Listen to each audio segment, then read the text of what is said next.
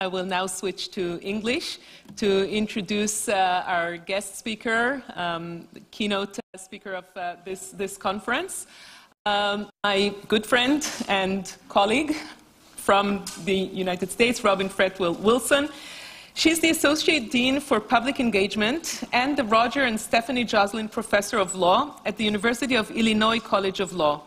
She's the author of no less than 11 books, and she has been ranked among the top 10 family law scholars in the United States for scholarly impact in each ranking done by the Leiter Report since 2010.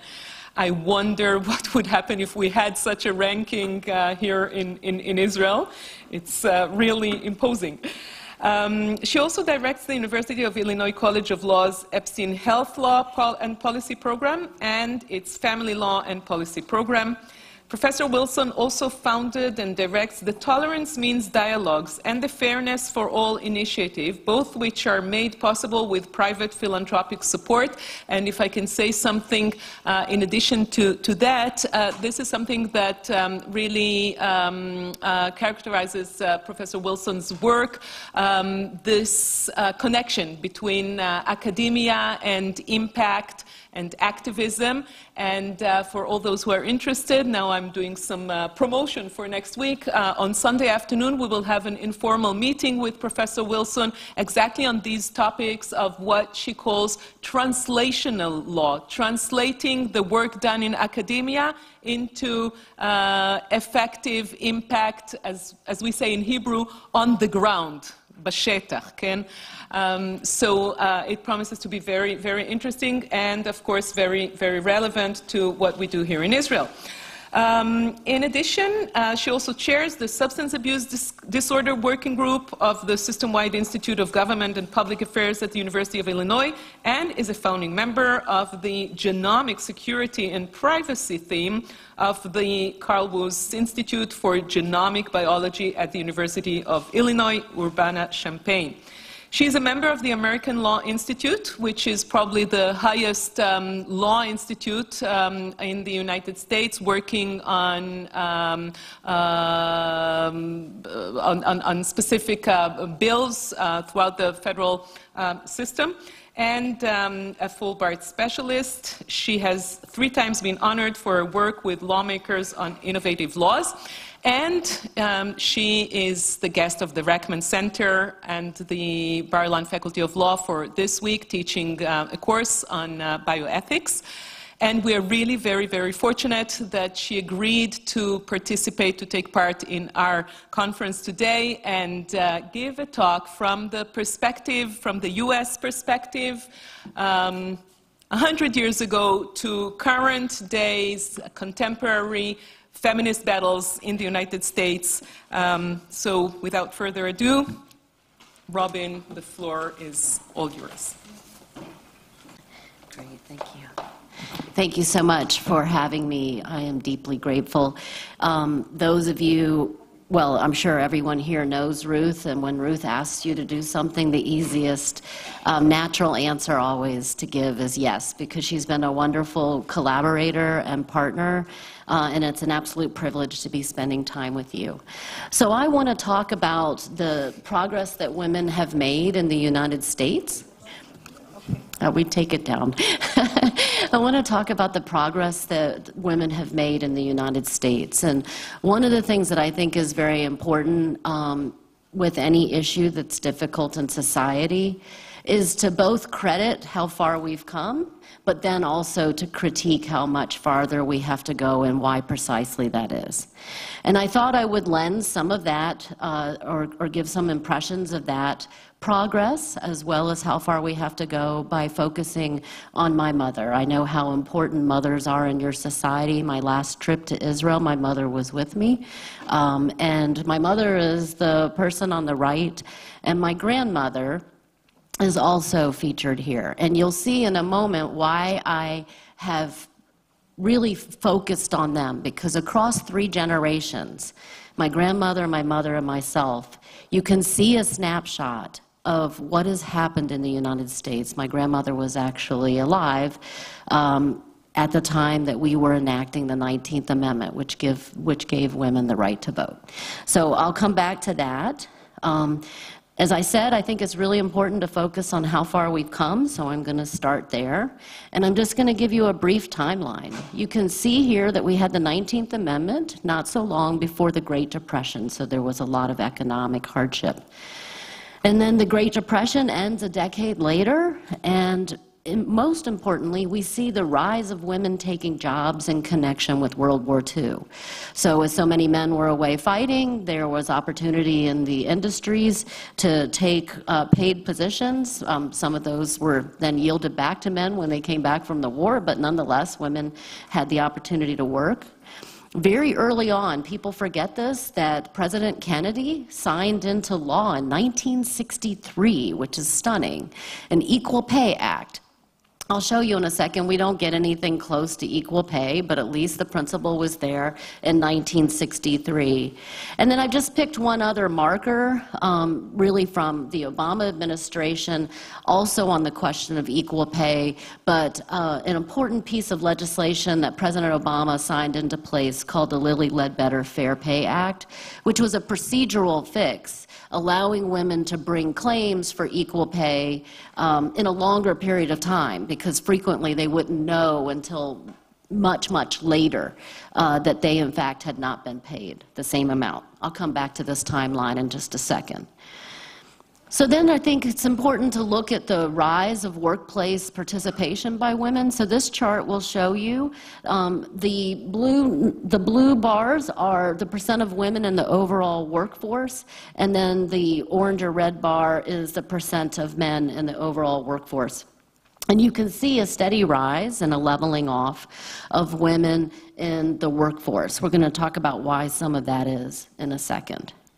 We also know that it can be hard sometimes for women to balance their own family lives with workplace participation. And you see this here, you see this with mothers who are in the workplace at really every age level. So with the youngest children, obviously the least number of women, the smaller fraction of women participating in the workplace. As those children get older, that number is higher, so you'll see the bulk of women participating. But it's leveled off in interesting ways in recent years. Now, we also have to think about women as breadwinners in their own families. You can see here at the bottom, the darker green, that in many families in the United States, women are the only wage earner because those children live only with their mothers. But even where we have intact two-parent families, we have a rising share of women and mothers who are actually the primary wage earner. They're earning more than their partner or their husband or their wives if it was a same-sex couple. And I said something about pay equity, so let me show you where we are on that. So since the time that President Kennedy signed that early law into place, women were paid about 6/10 of what men were paid. And now that has come to something like 8/10.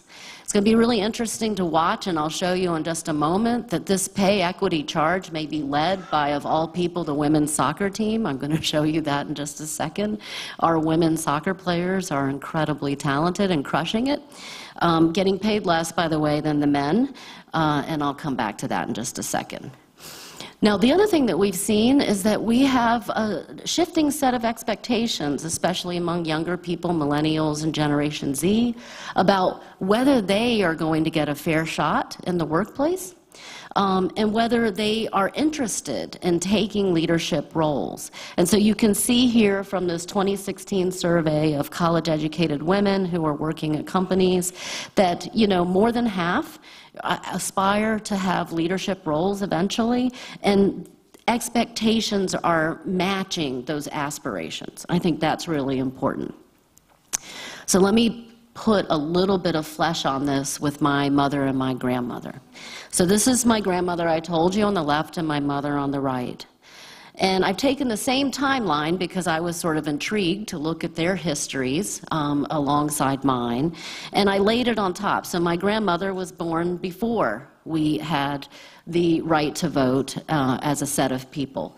She started teaching, actually after the suffrage, right? But before the Great Depression. I'll show you something about that in a second.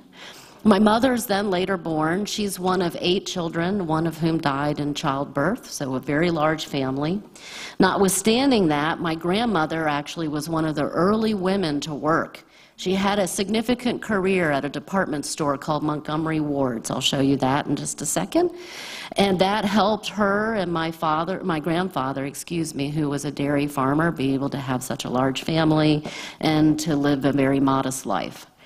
My mother was a nurse in the military, in the Air Force. That's how she met my father. She stopped out of work for a period of time while my sister and I were small. But then, very important to our family, in 1979, she took a position. I'll show you something about that in a second.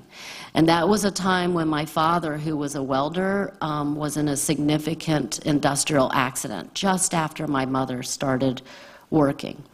And he was in the burn unit for 42 days. So that gives you some sense of how significant it was. And my mother, in very short order, ended up carrying my family through a significant crisis. And then the two, he survived for another 10 years. The two together are supporting the family. And then at the end of her career, I'll show you how she ends up faring. But she retired only some years ago, before the trip that we took, in fact, to Israel together. Okay? So this is the schoolhouse that my grandmother taught at in Minot, North Dakota. So one-room schoolhouse.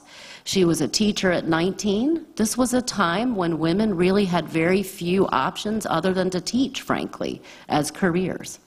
I remember when I received my first chair at Washington Ali, I'll show you that in a second, that some of the people in the boat club, the yacht club that I was a member of, they had a party.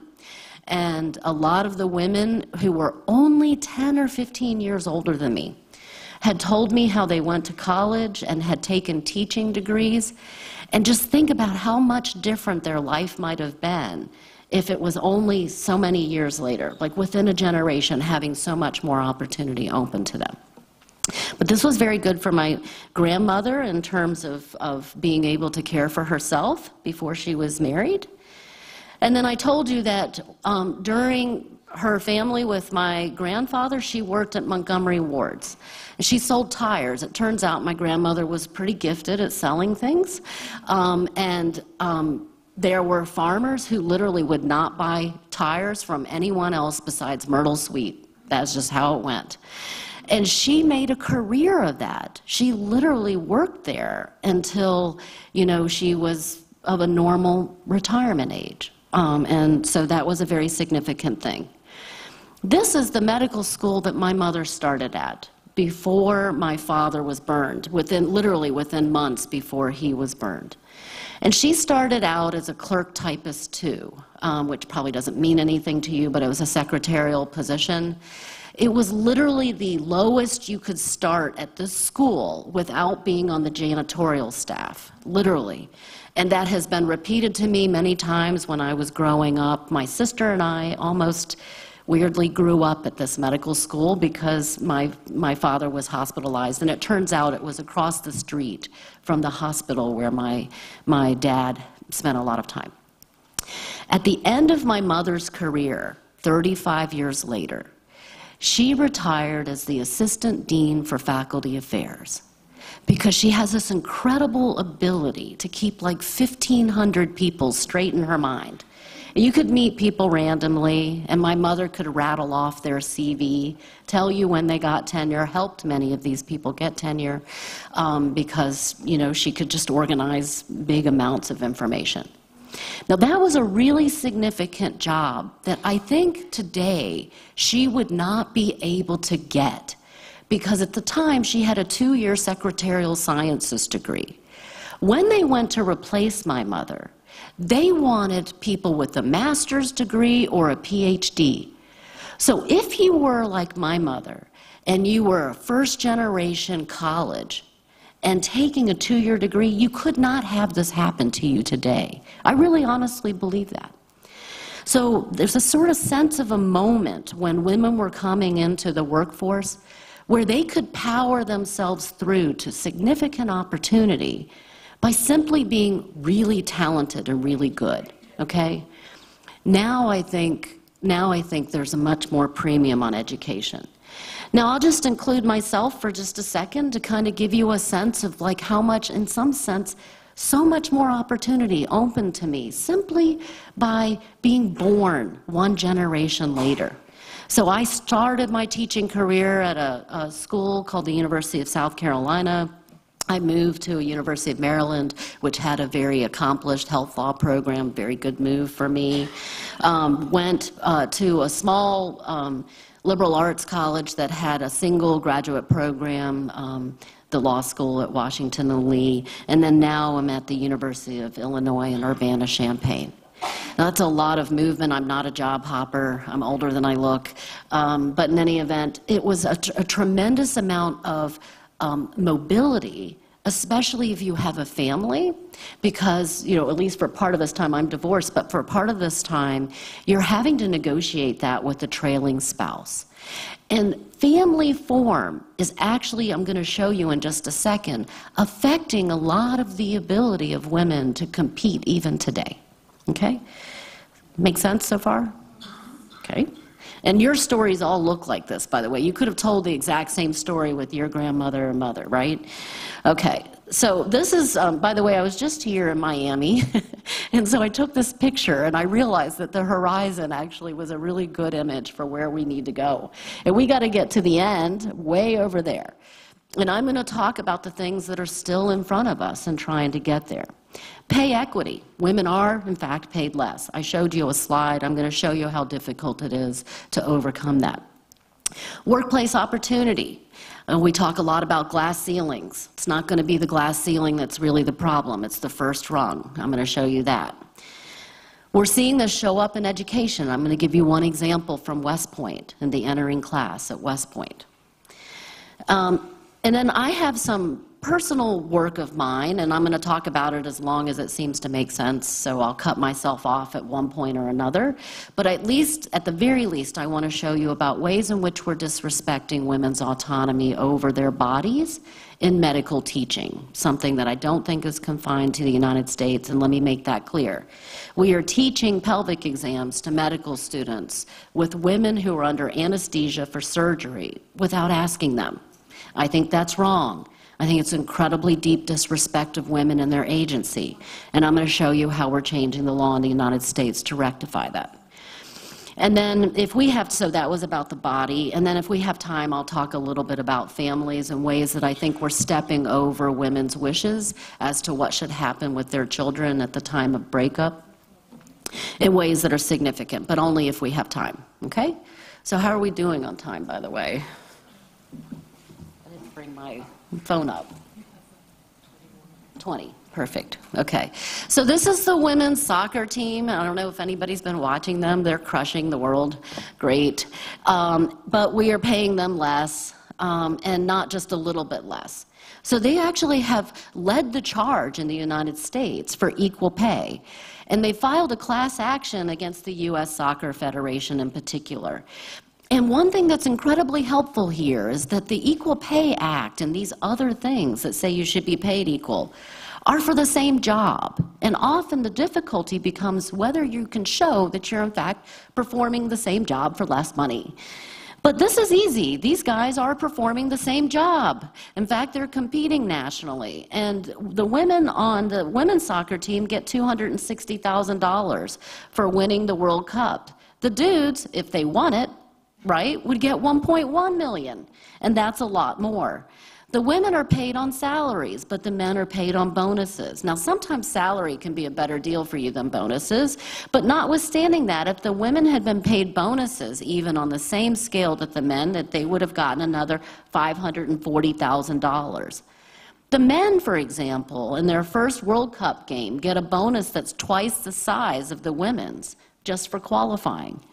Now, what's that mean? It means that the men are earning more with these bonuses, even if they don't perform as well as the women, than the women are with salary when they won the entire world. And that has led them to certify class action. And that class action status was granted recently, which actually makes this a much more valuable lawsuit and gets people's attention. And they're basically asking for three things in that class action. They want an injunction so that this thing isn't happening anymore. They want punitive damages for the fact that they have actually not been paid what the men have been paid. And then finally, they want equal pay under the Fair Labor Standards Act, which is in theory what the Equal Pay Act guaranteed them already. Now, we also have seen not only inequity in pay for, in that case, exactly the same job, but we have not seen equal opportunity in the workplace. Now, here I think we have to be very careful not to overstate, and I'm going to come back to Family Forum in a second. But let me start with some basics.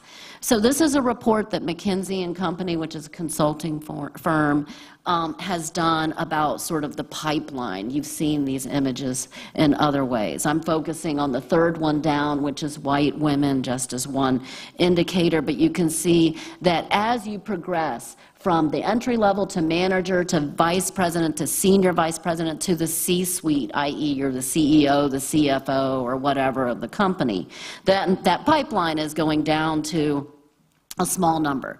Now, the 18% that we've seen in the last year of women in the C-suite, in one sense, sounds good because it's a 29% jump over a prior time when this was looked at. So you'd think, oh, a third more.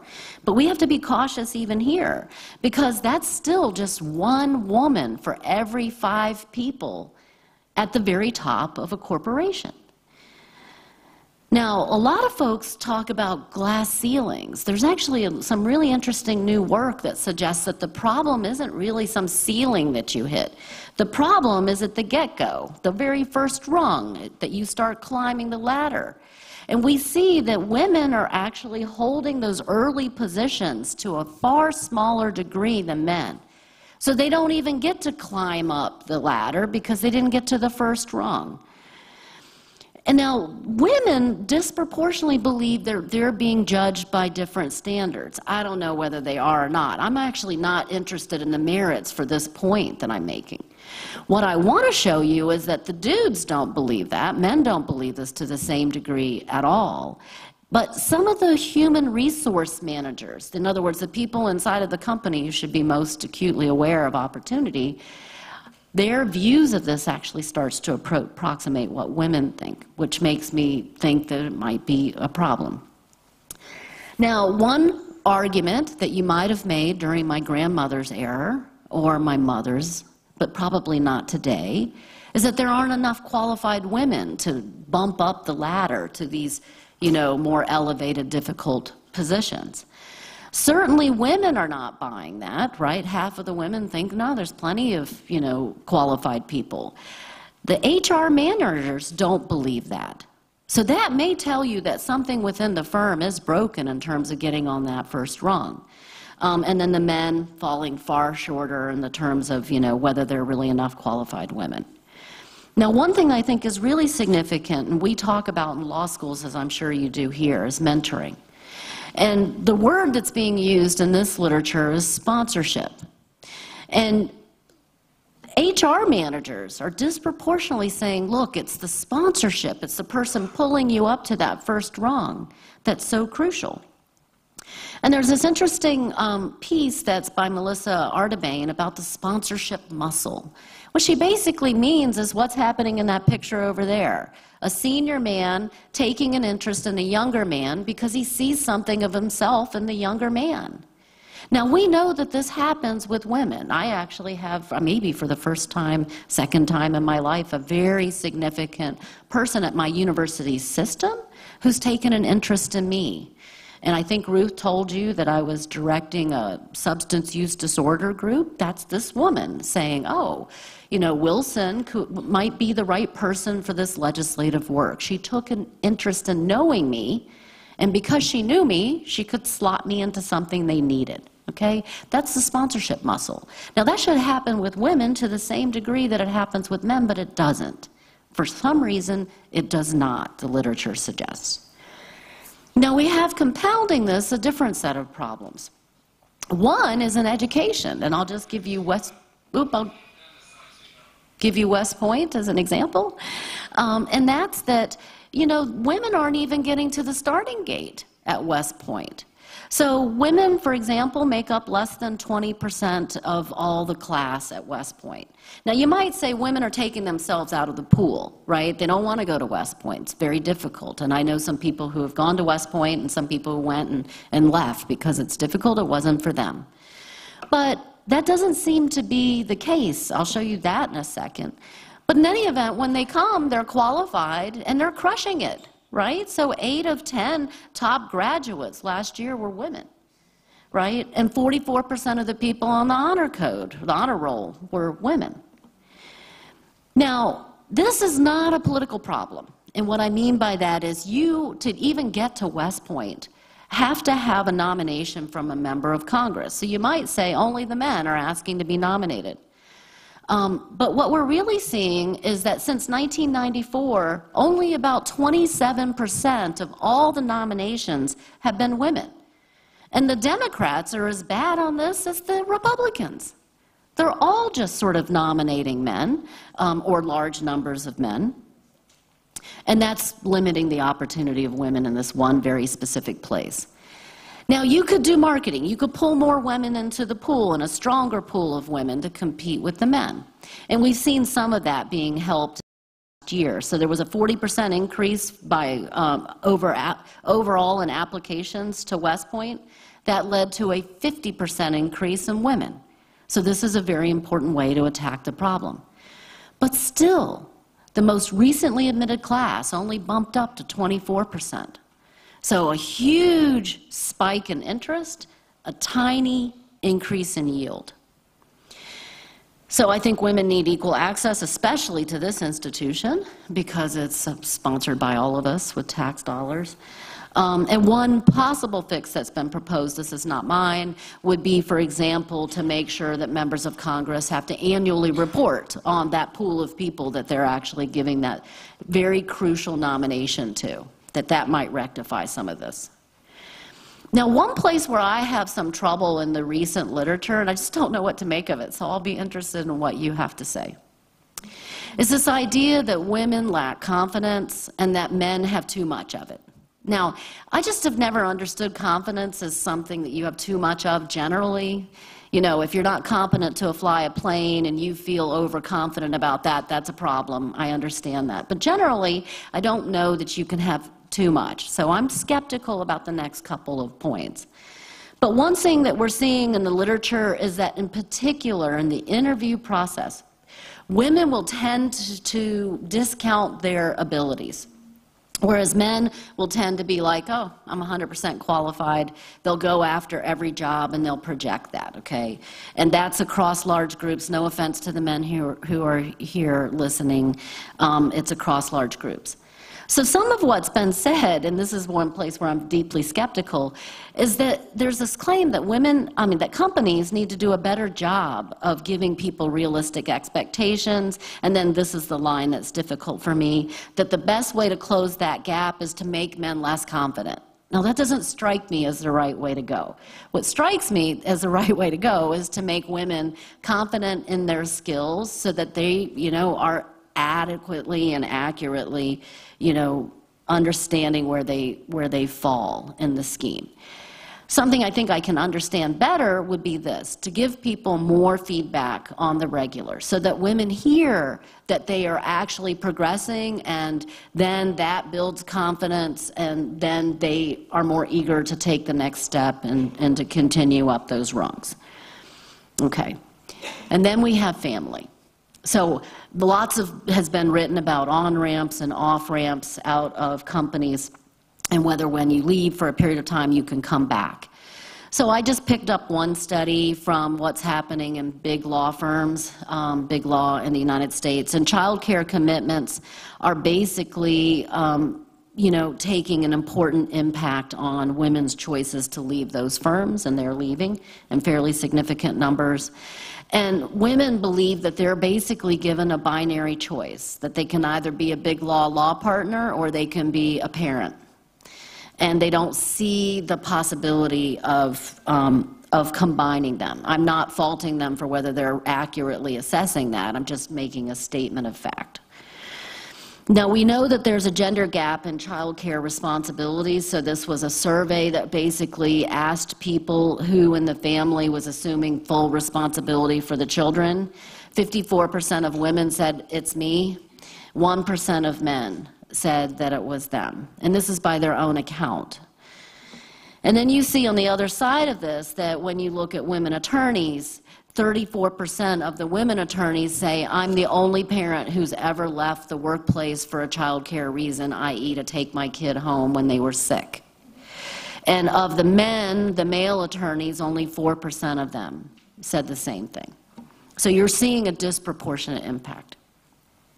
Now, earnings and what's happening in terms of child care and satisfaction in relationships or relationship stress are all sort of mixing, and I'll show you this study. So this was a study of husband stress, depending on where they, how much of the whole couple's earnings they made. So you can see here on the red line at the left, if the man made 100% of the earnings down to 0, and then the woman made 0 up to 100%. So right in the middle where it intersects, they would be making the same amount of money. Make sense? Okay, so what this study found is that women thought that their husband's stress, in terms of financial life stress, would be at the lowest when they earned the same amount of money. That kind of makes sense. But it's not true. And what's really true is that men had a lot of stress when they were the chief earner, and it went down to the ebb when they made 60% and she made 40%. And then after she gets past 40%, their stress starts going back up, which actually sort of tells you that there's a kind of weird competitiveness going on in the family or something going on in the family. Now, also interesting in terms of family dynamic and the relative earning position of people in the same family is something that was later in the same study, talking about the fact that the women misunderstood or misappreciated the stress of the men. And Dr. Joanna Serta said, the fact that a wife observes to a lesser degree her husband's elevated psychological distress because he doesn't make, he's not the biggest wage earner, simply because he doesn't communicate it, is itself sort of gendered. There's like a lot going on in here that people are not picking up on, and they're going to be hard to remove. Okay. Then we have this fellow who recently blew up Twitter by posting this tweet, which was taking the position that, geniuses are overwhelmingly male, and he goes on to give some reasons for why that would be. And this is a very antiquated view, obviously. The students at this university have been moving to try to get this person pushed off the faculty, a kind of cancel culture, which we see a lot of in a lot of contexts. But you're running up to the idea that there's something baked into all of this. And many people, it's surprising when you see a faculty member saying this openly, but I think many, many people believe that somewhere deep. And that's something that's going to persist. Now, how are we doing on time? Maybe take less than 10 more minutes. Okay. So that Perfect. we'll have time for Q&A. Perfect. Then I'm going to talk about this question of women's autonomy to medical teaching. So I'll just spend a second on that. This is some work that I've been doing since really the beginning of my career. I testified about it at the Federal Trade Commission in 2003, worked in getting a handful of laws changed across the United States, thought it was done, problem solved, norm changed, we can move on. Until last November, I get a call on my cell phone from Arizona, and it's a woman who's called me, and she says, I've been admitted to I just woke up from surgery at a hospital in Arizona where she's a nurse. And she is told by the medical resident that they had used the opportunity of her being unconscious to teach a set of medical students how to do pelvic exams. Now, the problem is that she was there for stomach surgery. There's like a lot of distance between your genitals and the stomach. There was absolutely no reason to use her to teach a normal pelvic exam. We have these people that we employ for that called gynecological teaching associates. Like, you could teach normal anatomy with paid volunteers. You don't have to use anesthetized women.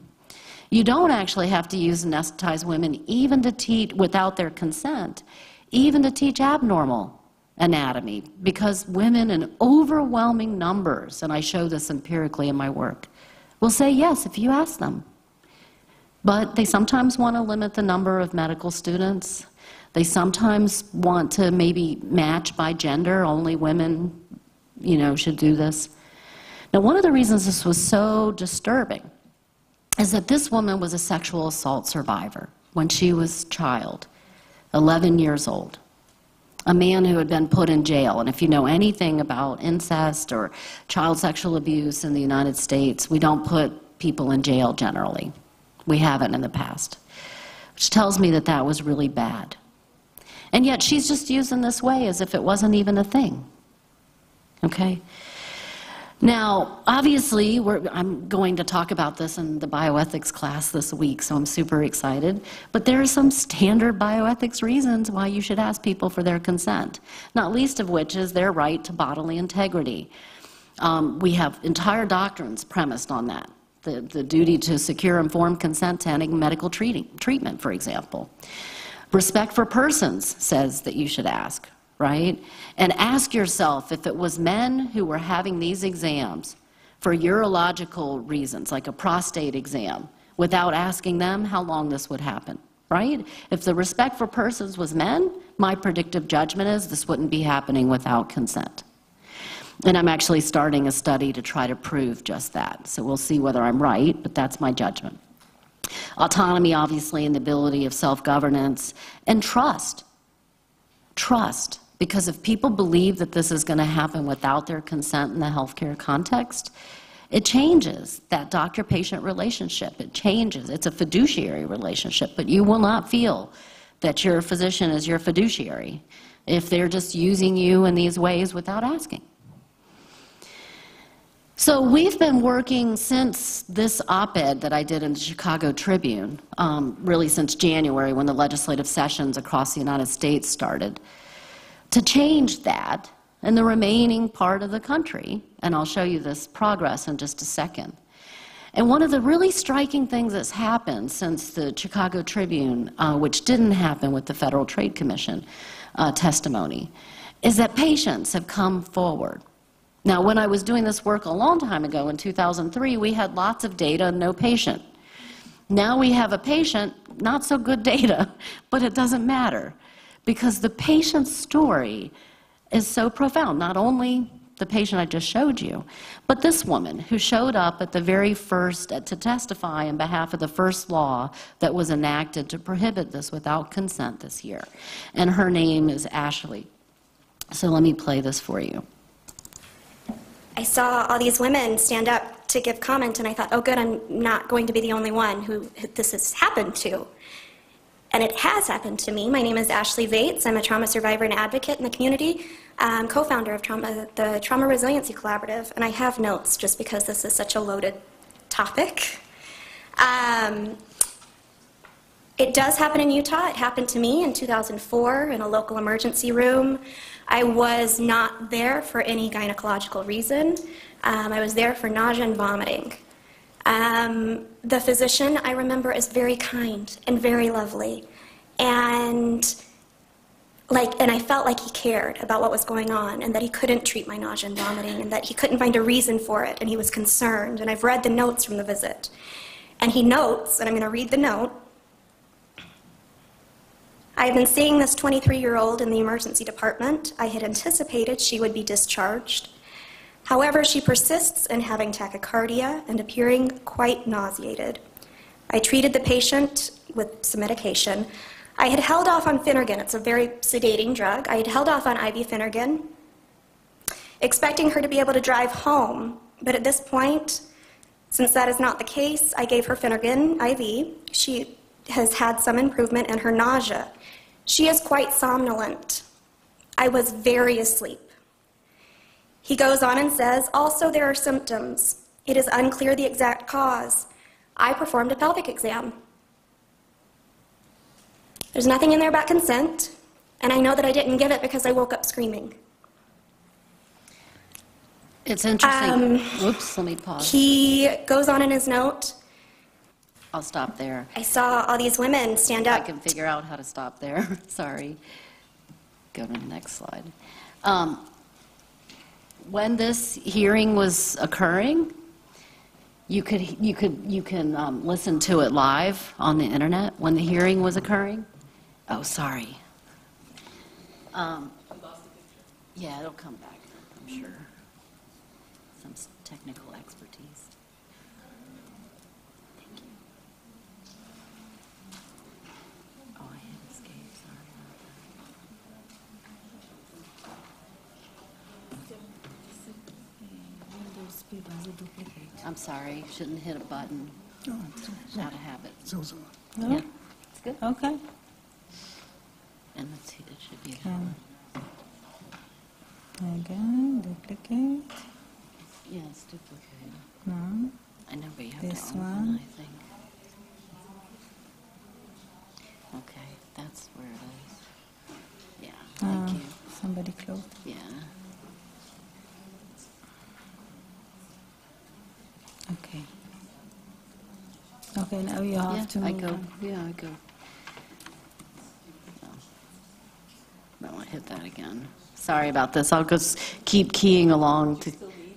No, I'll just do one more point, which was the map. But you could feel the energy in the room just listening to the testimony and the questions, and there was a deep skepticism before Ashley spoke about whether, one, this factually happens, and two, whether it would matter to anybody because they're unconscious, and so who cares? It doesn't really harm you, and it doesn't leave a physical manifestation. But it's still a violation of a person's dignity not to have been asked. And then after she testified, the committee returned a unanimous vote in behalf of moving that to the floor for dialogue and discussion by the full body. And has anyone here been at the legislature when things have been enacted? Some of us, yeah? Yeah, it's exciting, right? Because you see the vote count, and I'm going to show you the vote count here. All the green votes are yeses. And then the whites were abstentions, basically. And this law, which passed in Utah in the early part of this year, set off a wave. Now, Utah is not always thought of as the most progressive state in America. Just trust me on that. It's not thought of that way. But here we are in Utah. And then, they take what was the pre-existing map, which was some of my earlier work after the Federal Trade Commission, saying, no, you need to ask.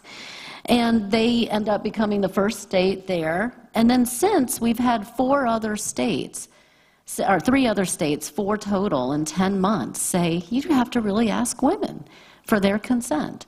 And then you can see in the gray, so those are the green states, and in the gray states, there have been bills introduced. And so there's actually a wave that's sort of premised to some extent on the idea of Me Too. And we're seeing evolve, and this is a very detailed chart, I apologize for that, but we're seeing actually a sort of new ethos about the way you construct these laws evolve, so that you're regulating not only the medical student, but the attending. And New York's Governor Cuomo just signed into law the last of these this year, and they've actually made it a grounds for professional discipline. And that's one way that you get people's attention, actually. And then, of course, I just will end on this point, just that related to all of this, sort of in the same space, is what's happening with Me Too around my country. And I just picked one barometer of that, which was a report in the last couple of weeks from a cruise line that started talking about all the incidents that get reported on the cruise ship. And the overwhelming majority of it is still, even today, sexual assault. Some by their employees, some by other guests on the ship, right? And then some by unaccounted for people. But it's just sort of stunning when you think about both how far we've come, but then how far we still have to go. And I'll end on that point.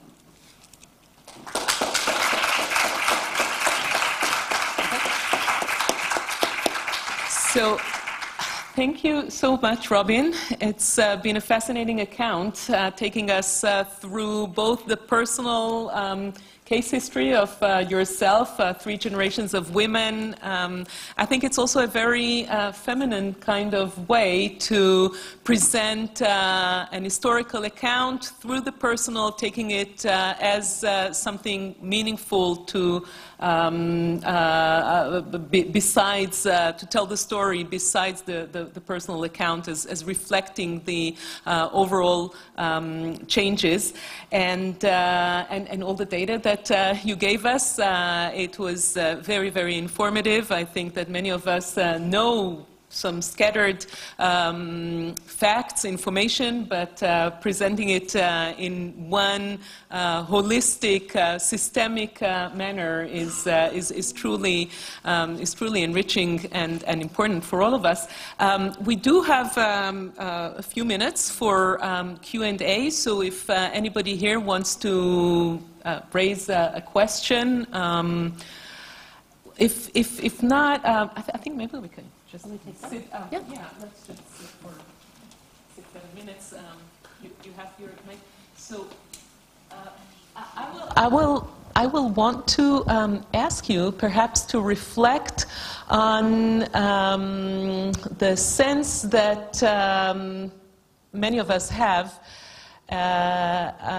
with the background of what you just presented, the long way that we've come through in such a small amount of time, and you emphasized it a number of times through your talk, that it's just a question of one generation and how far we've got. Many of us feel that we are now in an era of setbacks and backlash and hope that was when Me Too movement started. I think some of us, and I've heard it, and I personally also share this sense, is that it turned into only strengthening and increasing backlash. And it is tied with the rise of populist regimes throughout the world and increasing power of churches and, well, I want to hear your intake on that, particularly from the perspective of somebody who's also working vis-a-vis religious powers in the U.S. I guess that's on, yeah? Well, I don't know. It's a hard question. I mean, I am often accused of being a Pollyanna. I know it's true.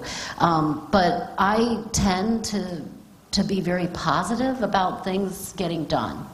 So Utah was a kind of surprising start for even this question of respecting women's autonomy, given its demographics, overwhelmingly Mormon, very religious. But we engaged in a kind of concerted effort. So when there was a decision made to do an op-ed, then basically we started running a media campaign. And a lawmaker was sitting at breakfast, the one who sponsored this bill with his wife. And one of the reporters that I knew for the Deseret News had done a story on medical ethics that was this story.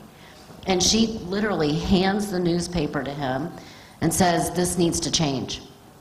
That's the reason he ran this bill, because his wife's like, "What is this?" So I think sometimes there can be things that affirm the status of women or minorities or vulnerable persons, but they come from surprising allies. And they might come from not just a progressive sense, right?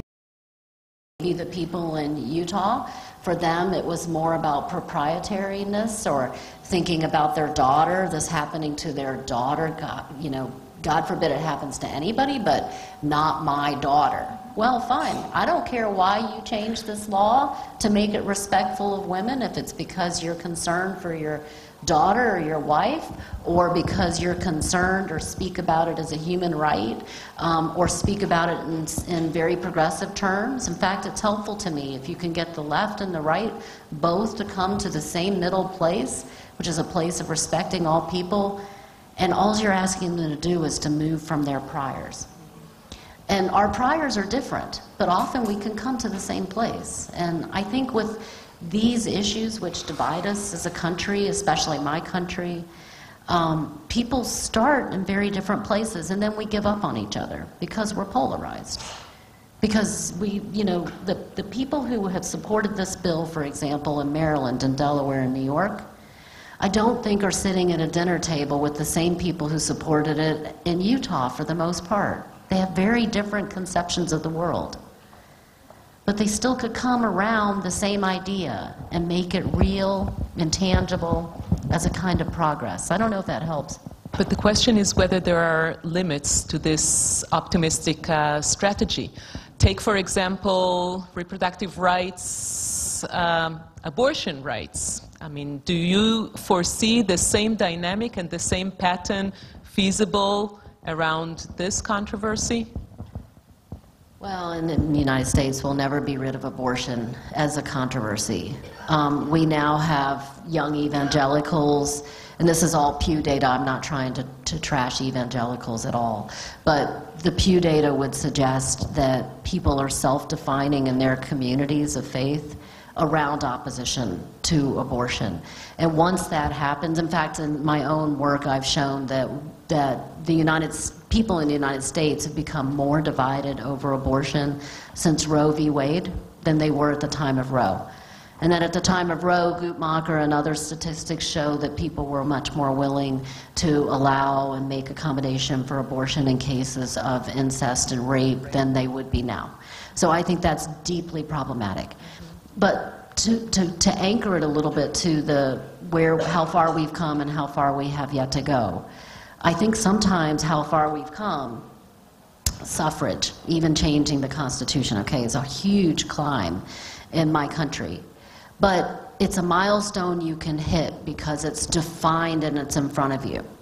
When you look at the limitations, how far we have yet to go, these are very difficult problems because you're navigating, for example, egos in a family. Look at the pay study I showed you, right? You know, whether in people's mental maps, men should make more money than women. That's going to take a whole lot of change. That will take generations for people to change their mind about that, if they ever change their mind about that. That's not a discrete milestone. And so to some extent, I think you're dealing with the muddy part of change now. And it's very systemic and culturally driven. In other words, you know, you need to change culture in order to change some of this in terms of the progress of women. And the next conference that we need to make, I think, is about education, because that's where your ending, I think, headed to. So there is a lot to do, and I think we... Oh, please, Ronit. Yes. So thank you very much. I just want to ask from the perspective of the century, can you evaluate what would be a better strategies for advancing a more feminist insight within society? The question is what's a better. The question is what's a better strategy for advancing a sort of feminist, equal status of women. Look, I think some of this can be a litigation strategy, right? So some of it's legislative. These bans on pelvic exams without consent, that's legislative, but it's small, it's discreet. We have legislation in the United States that's already guaranteeing people equal pay, but it's constructed in such a way that people can't succeed on those, generally can't succeed in enforcing what is a stated norm. So I think to some degree, probably out of everything that I've shown, the single most constructive thing is that sponsorship muscle. I think it's the thing that we all have within our power. I think it's something that we can act on today. And I'll just give you a good example. One of my friends is in the House of Lords, and she recently was at my university, and I asked her to speak to the Women Law Student Association, because how many, of our young women have spoken to a woman in the House of Lords, or for that matter in Congress, right, or any other place. And one thing that Ruth said that I thought was really, really powerful, we started to ask about what is the thing that she has done to try to help other women.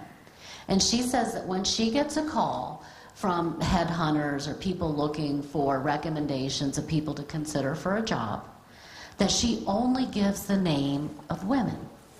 And that stopped me in my tracks, because I don't do that. I always look at my student who worked with me, my research assistant, and I'm very, very good about that. I'm always pushing my research assistants. But it stopped me and made me really think to myself, maybe that's not fair. Maybe I do need to be actively trying to push just women. I don't know. But the fact that she did that, she's a good illustration of that sponsorship muscle.